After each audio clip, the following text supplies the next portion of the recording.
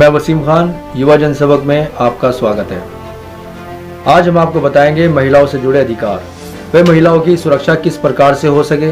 अक्सर सुनने में और देखने में आता है, अन्य गांव या शहर में किसी महिला की शादी हुए 3 महीने या साल भी नहीं गुजरे और महिलाओं का ससुराल द्वारा प्रताड़ित किया जाना शुरू हो जाता है।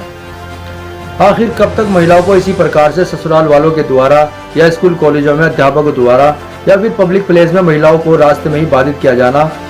महिलाओं के क्या अधिकार हैं, क्या है महिलाओं की कानूनी सुरक्षा से संबंधित अधिकार। आज हम आपको महिलाओं की सुरक्षा कैसे हो के बारे में विस्तार से बताएंगे, जिससे महिला जागरूक रहेंगी और अपनी सुरक्षा स्वयं कर सकेगी और हर समय महिलाएं जागरूक व सुरक्षित रह सकेंगी।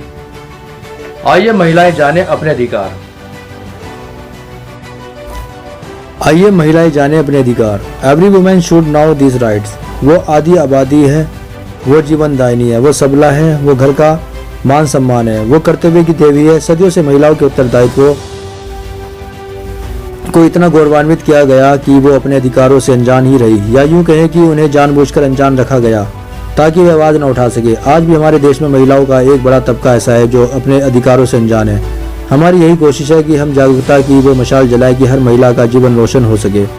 महिलाएं को क्यों नहीं है अधिकारों के प्रति जागरूक? इसका सबसे बड़ा कारण है अशिक्षा, पढ़ाई लिखाई से वंचित रहना। पर जो शिक्षित भी है उन्हें भी अपने अधिकारों के बारे में तब तक पता नहीं चलता जब तक कि खुद उनके साथ कोई घटना नहीं घटती। महिलाओं की सोच भी कहीं ना कहीं इसके लिए जिम्मेदार है। आज भी बहुत सी महिलाएं यही मानती है कि उनके लिए सिर्फ कर्तव्य है, जबकि हम सारे अधिकार पुरुषों के लिए हैं। बहुत से मामलों में जानबूझकर महिलाओं से उनके अधिकार छुपाए जाते हैं ताकि वो अपना हक न जताने लगे। जिन महिलाओं को अपने अधिकारों के बारे में थोड़ी बहुत जानकारी है, वो भी रिश्तों में मनमुटाव न हो यह सोचकर जानबूझकर अपने अधिकारों से वंचित रहती है। कुछ तो कोर्ट कचहरी के चक्करों से बचने के लिए अपने अधिकारों की बात नहीं करती। कॉम्प्रोमाइज करने और सहते रहने की आदत भी कहीं न कहीं इस बात के लिए जिम्मेदार है। विवाह से जुड़े अधिकार। शादी के बाद महिलाओं को कुछ खास अधिकार मिलते हैं जो हर शादीशुदा महिलाओं को जरूर पता होने चाहिए। क्या आपको पता है कि शादी के बाद हर महिला को कंजुगल राइट्स मिलते हैं, यानी शादी के बाद पत्नी होने के नाते आपको अपने पति पर सभी अधिकार मिलते हैं।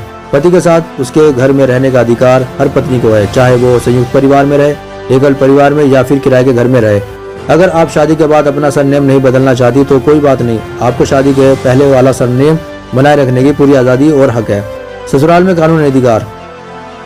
पति और ससुराल वालों का जो लिविंग स्टैंडर्ड्स है उसी मान सम्मान और लिविंग स्टैंडर्ड में रहने का अधिकार हर पत्नी को है। बहुत से मामलों में महज दहेज के लालच में लोग शादी कर लेते हैं जबकि लड़की में उन्हें रुचि नहीं होती। ऐसे में अगर शादी के बाद पति पत्नी के बीच शारीरिक संबंध नहीं बने, यानी आपकी शादी कंजुमेट नहीं हुई, तो आप हिंदू मैरिज एक्ट के सेक्शन 12(1) के तहत शादी को मान्य या निरस्त करवाने के लिए कोर्ट में मामला दाखिल कर सकती है।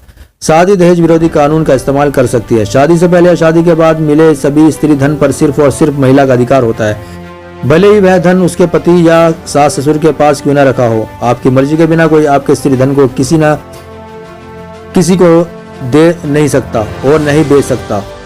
यह खुद अपना ही सम्मान क्यों नहीं करती महिलाएं। तलाक लेने का हक। नाकाम शादी से निकलना किसी भी महिला के लिए आसान नहीं होता, पर ऐसे किसी रिश्ते में बंधकर रहना जहां आपकी कोई अहमियत नहीं, से अच्छा होगा कि आप उस बंधन से खुद को आज़ाद कर दें। अगर आप भी ऐसी नाकाम शादी में फंस गई हैं तो निम्नलिखित परिस्थितियों में आप अपने पति से तलाक लेने का हक रखती हैं। अगर कोई पति बेवजह अपनी पत्नी को 2 साल तक छोड़ देता है तो पत्नी को पूरा अधिकार है कि वह तलाक ले सके। पति से तलाक के बाद अगर पत्नी दूसरी शादी नहीं करती तो उसे अपने पूर्व पति से एलिमिनी और मेंटेनेंस गुजारा भत्ता पाने का पूर्ण अधिकार है। शादी के बाद हर पत्नी को एक समर्पित पति व दाम्पत्य जीवन का पूरा अधिकार है। अगर पति के किसी अन्य महिला से विवाहितर संबंध है तो पत्नी उस आधार पर तलाक लेने का अधिकार रखती है। अगर कोई व्यक्ति पत्नी की मर्जी के खिलाफ धर्म परिवर्तन कर लेता है तो पत्नी को पूरा अधिकार है कि वह अपने पति को तलाक दे दे। अगर किसी व्यक्ति को पागलपन के दौरे पड़ते हैं या उसे कोढ़ रोग या फिर छुआछूत की कोई ऐसी बीमारी हो जिसका इलाज संभव न हो, तो ऐसे मामले में पत्नी को कानूनन तलाक लेने का हक है। अगर पति अपनी पत्नी को शारीरिक या मानसिक रूप से प्रताड़ित करता है तो ऐसे रिश्तों को निभाने का कोई मतलब नहीं। ऐसे में अपने अधिकारों का इस्तेमाल कर आप ऐसे रिश्ते से छुटकारा पा सकती हैं। महिला अधिकार। घरेलू हिंसा से सुरक्षा। हर रोज न जाने कितनी ही महिलाएं अपने ही घर की 4 दीवारी में घरेलू हिंसा का शिकार होती रहती है। अपने ही घर में वो डर दबकर और घुट घुट कर जीती है। घरेलू हिंसा कानून की जानकारी हर महिला को होनी चाहिए ताकि कोई भी आपके खिलाफ कुछ भी गलत करने से पहले कई बार सोचे और चाहकर भी आपके अधिकारों का हनन न कर पाए। इसके लिए आपको अपनी सुरक्षा खुद करनी होगी और उसकी शुरुआत अभी करें। घरेलू हिंसा कानून के बारे में जानकारी हासिल कर आंकड़ों के मुताबिक आज भी हमारे देश में करीब 70% महिलाएं घरेलू हिंसा की शिकार होती रहती है। घरेलू हिंसा का मतलब है महिला के साथ किसी भी तरह की हिंसा का या प्रताड़ना। अगर महिला के साथ मारपीट की गई हो या फिर मानसिक रूप से उसे प्रताड़ित किया गया हो तो वह भी घरेलू हिंसा के तहत दंडनीय है। मानसिक हिंसा के तहत महिला को गाली गलौज देना, ताना मारना और भावनात्मक रूप से ठेस पहुंचाना आदि शामिल है। इसमें आर्थिक हिंसा पर भी जोर दिया गया है, जिसके तहत महिला को खर्च के लिए पैसे न देना और उसके पैसे छीन लेना आदि शामिल है। महिलाओं के खिलाफ बढ़ते घरेलू हिंसा के मामलों को देखते हुए साल 2005 में इस कानून को लाया गया था। इस कानून के तहत न सिर्फ शादीशुदा महिलाएं बल्कि लिव इन में रहने वाली महिलाएं भी अपने पति, ससुराल वालों या पार्टनर के खिलाफ शिकायत दर्ज करने का हक रखती है। इस कानून में हिंसा को किसी लिंग भेद से परे रखा गया है, क्योंकि जरूरी नहीं कि घरेलू हिंसा पति द्वारा ही हो। किसी महिला के द्वारा हो रही हिंसा के खिलाफ भी शिकायत करने का आपको पूरा अधिकार है। घरेलू हिंसा के ज्यादातर मामलों में पति पत्नी को घर से निकाल देता है, जिसके डर से बहुत सी महिलाएं घरेलू हिंसा का विरोध नहीं कर पाती थी।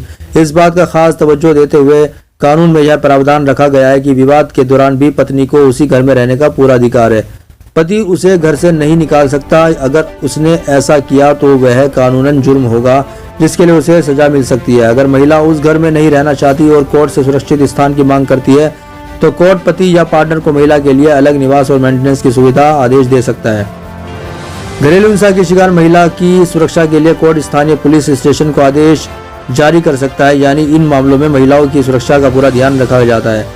घरेलू हिंसा के मामलों में जरूरी नहीं कि सिर्फ पत्नी या लिव इन पार्टनर ही शिकायत करे, बल्कि बेटी या माँ भी अपने खिलाफ हो रही शारीरिक या मानसिक हिंसा और प्रताड़ना की शिकायत कर सकती है। घरेलू हिंसा का अर्थ केवल शारीरिक या मानसिक शोषण ही नहीं, बल्कि किसी को नौकरी करने से रोकना या जबरदस्ती नौकरी करवाना या फिर कमाई छीन लेना या पढ़ाई लिखाई करवाने से रोकना भी हिंसा के दायरे में आता है। किसी को उसके अधिकारों से वंचित करना भी हिंसा है। इसके लिए आप घरेलू हिंसा कानून के तहत शिकायत दर्ज करा सकती हैं। इस कानून के तहत दोषी पाए जाने पर दोषी को 1 साल की सजा और 20,000 रुपए तक के जुर्माने का प्रावधान है। घरेलू हिंसा के मामले में 60 दिनों के भीतर फैसला देने का प्रावधान है, ताकि जल्द से जल्द पीड़िता को इंसाफ और सुरक्षा मिल सके। सेक्सुअल हरासमेंट महिलाओं के खिलाफ छेड़छाड़, यौन शोषण, यौन उत्पीड़न जैसी बढ़ती घटनाओं से निपटने के लिए कई नियम व कानून है। सार्वजनिक स्थान पर किसी महिला को देखकर अश्लील गाने गाना सेक्सुअल हरासमेंट माना जाता है, जिसके लिए आईपीसी के सेक्शन 294 के तहत शिकायत करने पर दोषी को 3 महीने तक की सजा या जुर्माना या दोनों हो सकता है। अगर कोई व्यक्ति किसी महिला का लगातार पीछा करता है तो उसे स्टॉकिंग कहते हैं। यह भी एक तरह का सेक्सुअल हरासमेंट है, जिसके लिए दोषी को 3 से 5 साल तक की सजा और जुर्माना हो सकता है। अगर कोई व्यक्ति किसी महिला के इनकार करने पर भी उसे शारीरिक रूप से पीड़ित करता है, मानसिक रूप से परेशान करता है या फिर उसे समाज में बदनाम करने की कोशिश करता है तो आईपीसी की धारा 503 के तहत उसे 2 साल तक की सजा या जुर्माना हो सकता है। किसी महिला की सहमति या इजाजत के बिना उसकी फोटो खींचना या शेयर करना अपराध है, जिसके लिए दोषी को 1 से 3 साल तक की सजा या जुर्माना हो सकता है। किसी महिला की फोटो को कंप्यूटर के जरिए बिगाड़कर उस महिला को परेशान करने या बदनाम करने के लिए इस्तेमाल करना दंडनीय अपराध है। इसके लिए दोषी को 2 साल तक की सजा हो सकती है, साथ ही जुर्माना भी भरना पड़ सकता है। वर्क प्लेस पर सेक्सुअल हरासमेंट से सुरक्षा। राजस्थान की सोशल वर्कर भवरी देवी के बलात्कार के बाद लड़ी कानूनी लड़ाई में सुप्रीम कोर्ट ने इस संदर्भ में विशाखा गाइडलाइंस के नाम से सभी एम्प्लॉयर्स को 13 गाइडलाइंस फॉलो करने का आदेश जारी किया था। वर्ष 2012 में drug sexual harassment of women of work place act पारित हुआ। वर्क प्लेस पर महिलाओं को सेक्सुअल हरासमेंट से बचाने के लिए खास तौर पर यह कानून लाया गया। इसके तहत कोई भी महिला, चाहे वो फुल टाइम, पार्ट टाइम या बतौर वॉलंटियर काम करती हो और वह किसी भी उम्र की हो, उसे सुरक्षा का अधिकार है।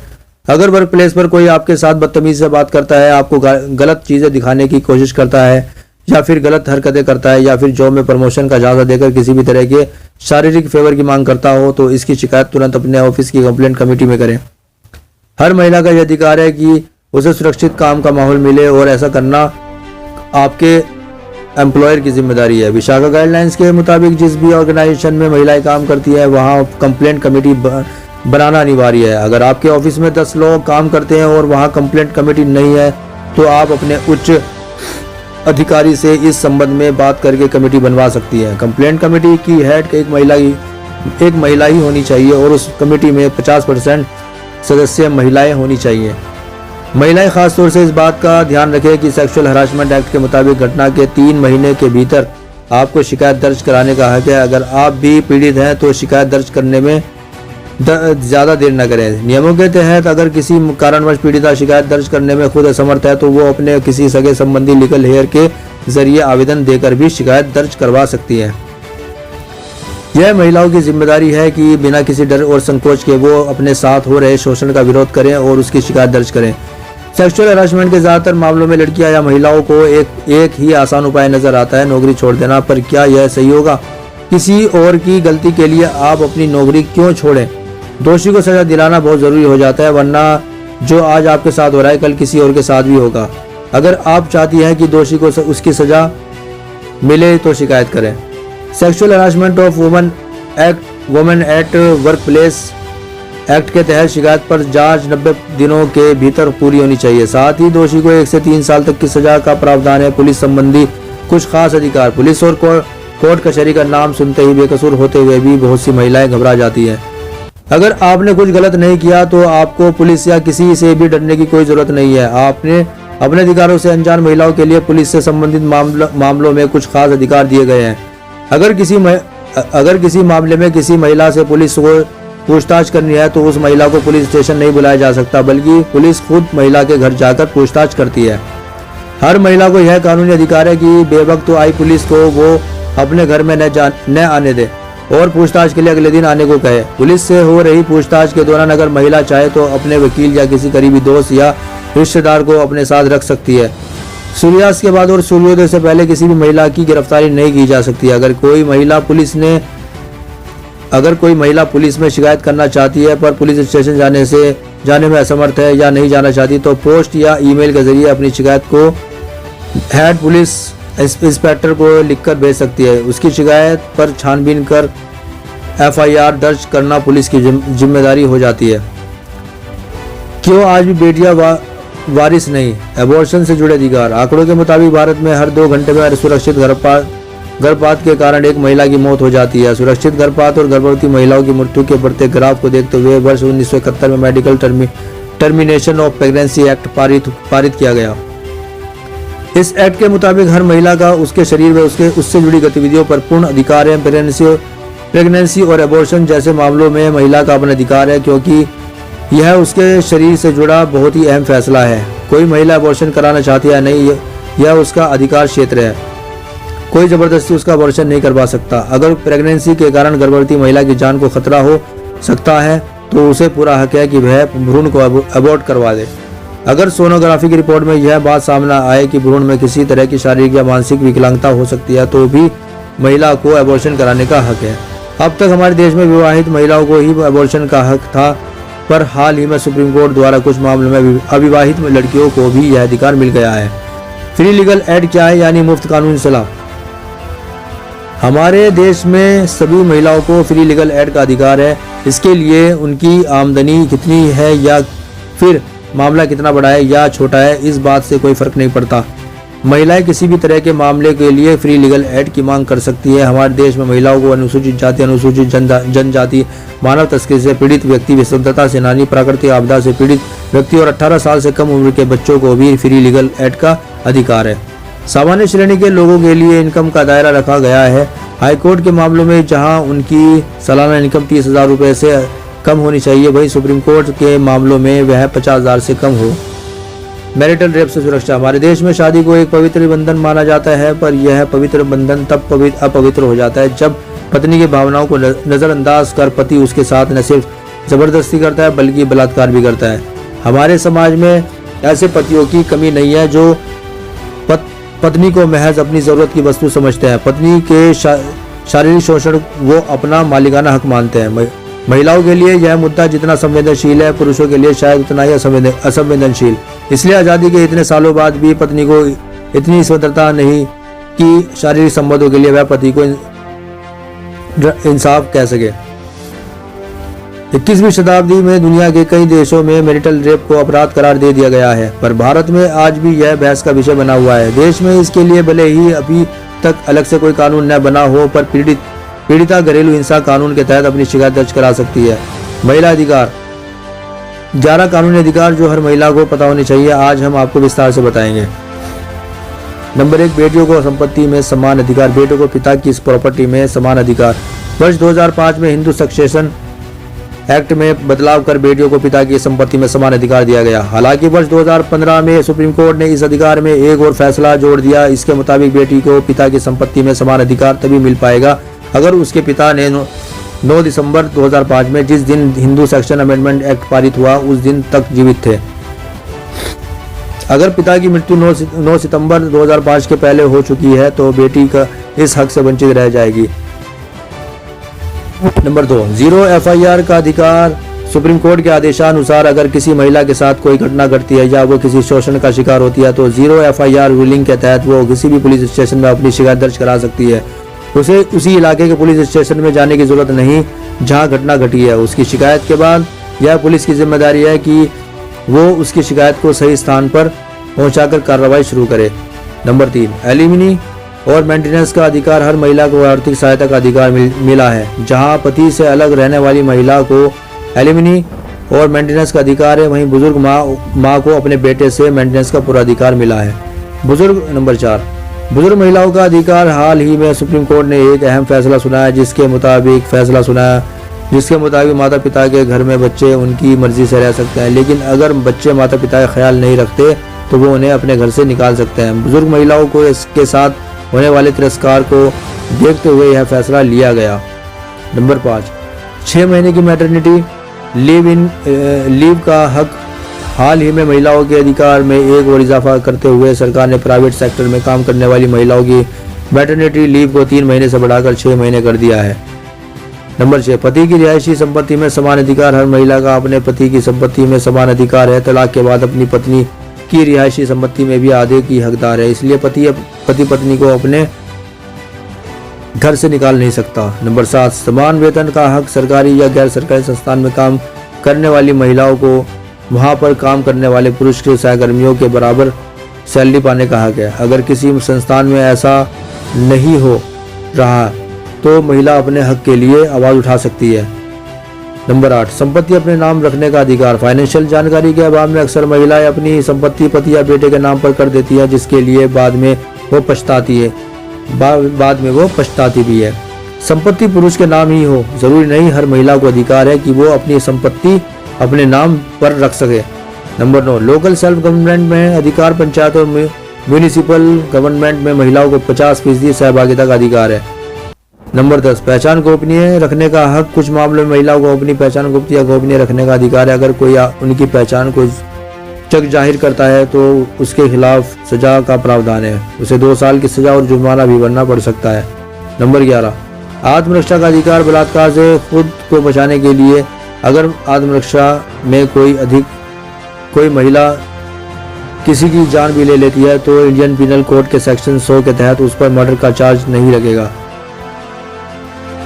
आत्मरक्षा के इस कानून से बहुत सी महिलाएं अनजान हैं। ऐसे में यह हमारी जिम्मेदारी है कि हम सभी महिलाओं को इस कानून की जानकारी दें कि उन्हें अपनी रक्षा का पूरा अधिकार है।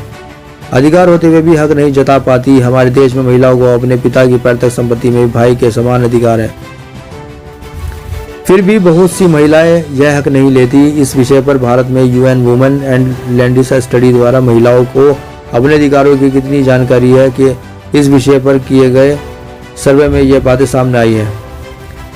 यह सर्वे ग्रामीण भारत की महिलाओं पर किया गया था। इस सर्वे में 44% महिलाओं ने माना कि भले ही संपत्ति में उनका बराबर का अधिकार हो, फिर भी उनके माता पिता पैतृक संपत्ति में अधिकार देने के लिए कभी राजी नहीं होंगे, चाहे उनकी आर्थिक स्थिति कैसी भी हो। वहीं 53% महिलाओं का मानना है कि उनके भाई इस बात का विरोध करेंगे जिससे उनके रिश्तों में हमेशा के लिए दरार आ जाएगी। इसलिए किसी भी तरह की आर्थिक परिस्थिति का वो सामना कर लेगी पर परिवार से अलग नहीं हो पाएंगी। प्रत्येक महिलाओं को जरूरी है कानूनी शिक्षा। हर महिला को, हर लड़की को शिक्षित करना माता पिता का फर्ज बन जाता है। वह अपनी पत्नी, बेटी, बहू को शिक्षित करें जिससे कि उनको अपने अधिकार मालूम हो सके। हमारे देश में कानूनी शिक्षा का उतना प्रचार प्रसार नहीं किया जाता जितना अन्य देशों में कानूनी शिक्षा का मतलब सभी लोग वकालत की पढ़ाई ही मानते हैं, जबकि अपने अधिकारों और कर्तव्यों के प्रति जागरूकता व जानकारी कानूनी शिक्षा है। 18 साल के ऊपर के पाठ्यक्रम में महिलाओं के अधिकारों का एक अध्याय रखकर इस मकसद को जल्द पूरा किया जा सकता है। लड़कियों के स्कूल या कॉलेज में लड़कियों को उनके अधिकारों के प्रति जागरूक बनाने के लिए खास वर्कशॉप व प्रोग्राम्स रखे जाने चाहिए और लड़कियों को शिक्षित करना चाहिए। स्कूल में एडमिशन कराकर उनको पढ़ा लिखाकर शिक्षित कराना चाहिए, न कि अशिक्षित रहे।